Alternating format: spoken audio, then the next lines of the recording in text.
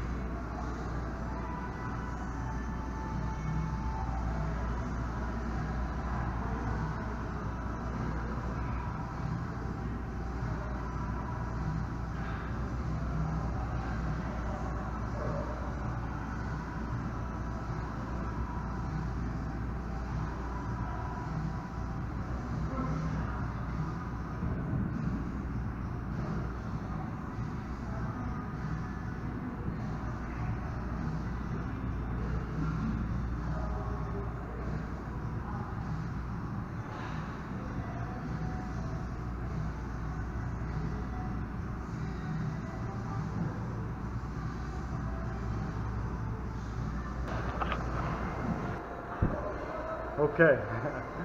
Alright, just finished up my lower back and leg training. Day 1. We'll see how it goes. A little sweatier than I probably anticipated. The sled pushes definitely got me. I tried to walk those out because just reduce impact and take things slower. So did a lot of walking back and forth on those instead of running, and barely any weight. So I did body weight squats, 3 sets of 10. I did 3 sets of sled pushes, and I did only 2 sets of lower back Supermans. Trying to take it easy on day 1. I'll probably have time to go get some walking and then follow it up with some stretching before I got to shower and get out of here and go to work. So that's day 1. During the workout, felt good. Got a good warm up in. Workout itself went pretty good.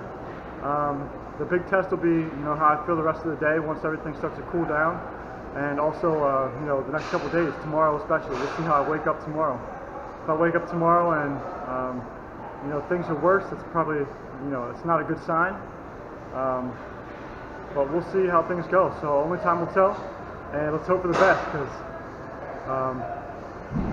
gotta make that comeback. All right, talk to you later, guys. Out.